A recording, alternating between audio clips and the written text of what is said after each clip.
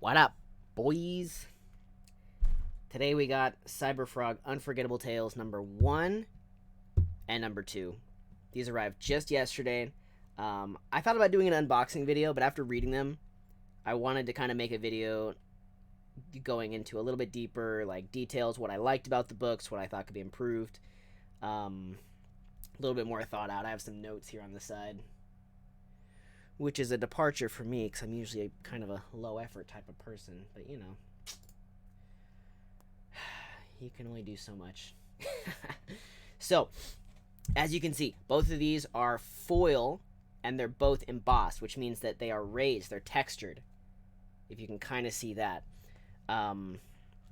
They look great. They both came out really nice.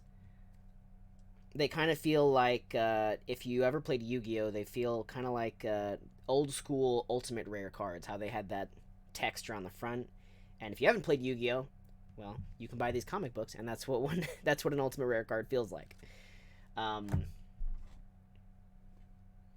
Yeah. So as far as the cover art goes, let's dive right in. So, starting with this one, a lot of cool details. I'm gonna see if I can kind of catch the light. This one I felt did come out kind of dark. It's just, it is what it is. It still looks really nice, but, and you know, it is kind of supposed to be a darker picture. It doesn't quite catch the light using the foil kind of as well as this one does. This one's a much lighter cover as far as the colors used. But this is really cool. You have all caps in the background here. You have a little frog sitting on Cyberfrog's back there.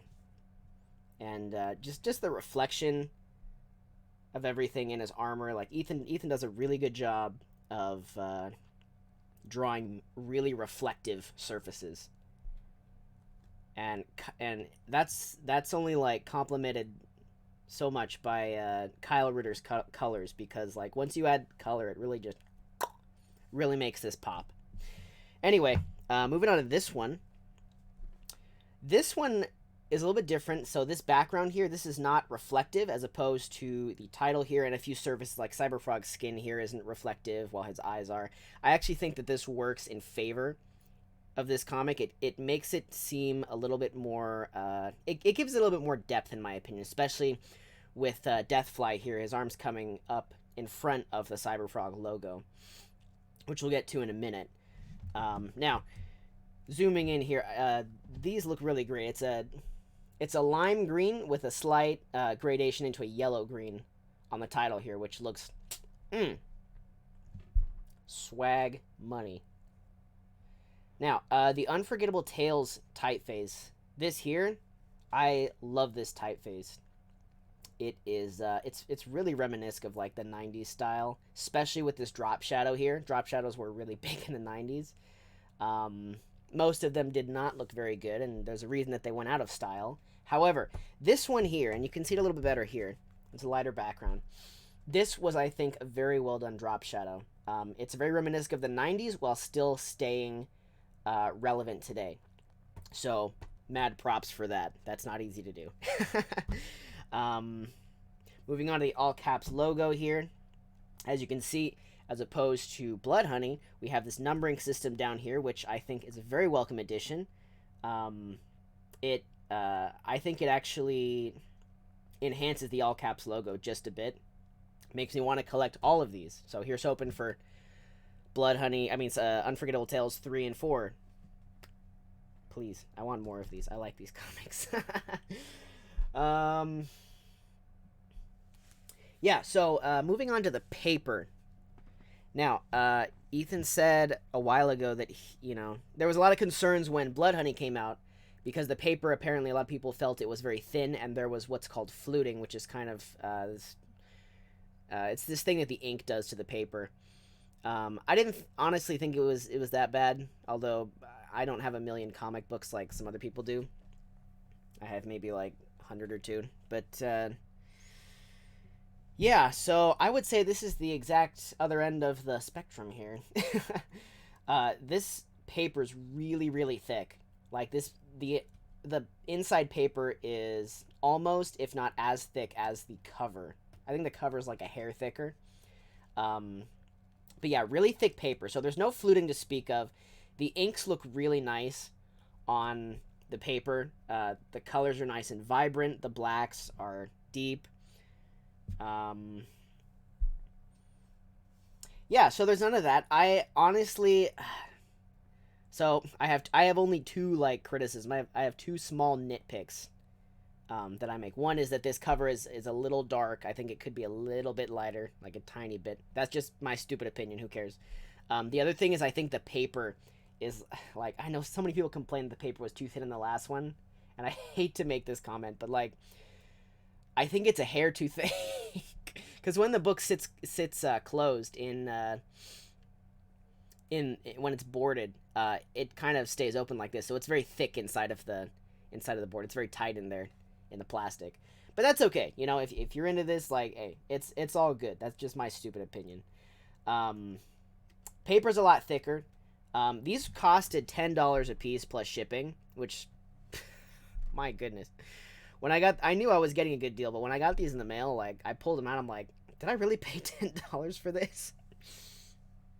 These feel like $20 comics, honestly. They look and they feel very premium. And I think the remainder of them are going to be sold on the All Caps Comic eBay shop, which I will try to leave a link in the description down below. I don't know if these will be listed at the time of posting this video, but if you check that eBay store pretty regularly, they'll show up. And these, I'm guessing, these are going to go very quickly because, I mean, just look at them. Look how shiny. Look how shiny. I love Ethan's books. They're always like, they always feel premium and they're always shiny. I'm a simple man with simple taste. I like shiny things. These would be a gem in any collection. Okay, so that's the paper. Moving on to the art style. So the art style is different than Blood Honey Cyberfrog. So just open it up here and kind of give you guys an example. This is one of my favorite panels here of Deathfly, and there's one of Cyberfrog in here. Let's open it up.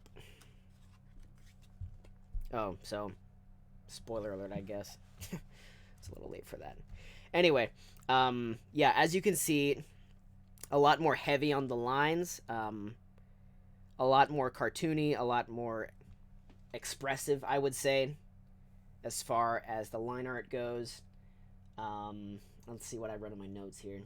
More in your face. It's the art style is way more in your face, especially with stuff like this. Oh man, this screams 90s in the best way possible. Let's see, what else did I have?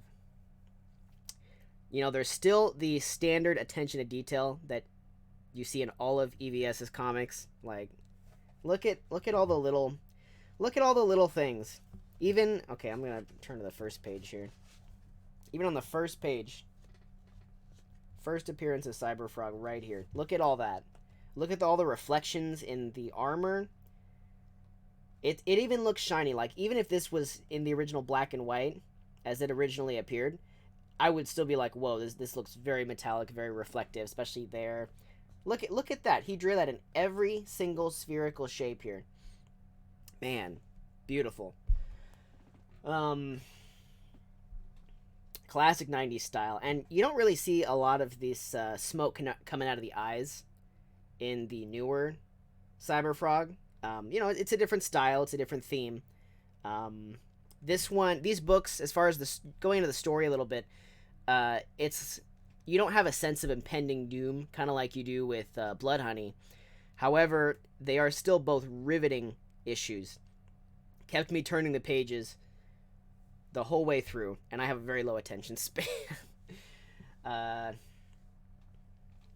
Yeah, they were still very exciting, very a lot of dark humor. These books both had a lot of really they had a lot of like inside jokes that unfortunately a lot of them went over my head because I was actually born in, I think, around the time these comics came out.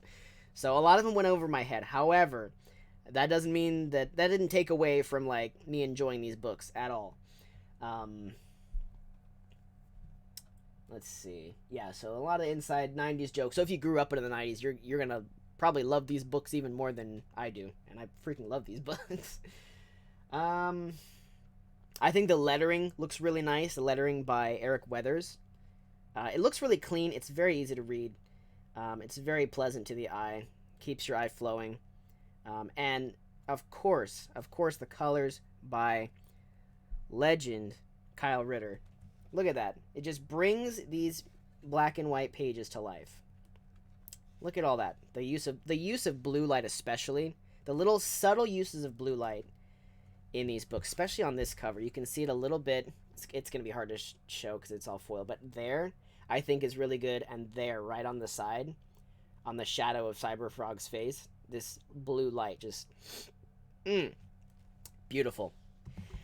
And lastly, you get these super cool throwback puzzle pages on the back of both comics. You don't see this anymore. Look at this. It's great. Man. So, what's the verdict? Oh, yeah, and then you have the all caps logo. Nice and big on the back. Oh, this is also embossed, by the way. It just feels like such a premium product. Definitely an excellent buy. Even if I had paid $20 for each of these, still worth it. Still worth it in my opinion. So, that's the verdict. If you get a chance, buy these. They're worth having in any collection. They're for anybody who likes Cyberfrog and anybody who's never even heard of Cyberfrog before. It's a really neat character. I think that's all I had for today. Yeah, like I said, I'll try to have the link in the description for the eBay store when I upload this video. If you like this kind of content, these kind of comic book reviews, please leave a like and subscribe. You can follow me on Twitter at FakeHanda, Handa. Take it easy.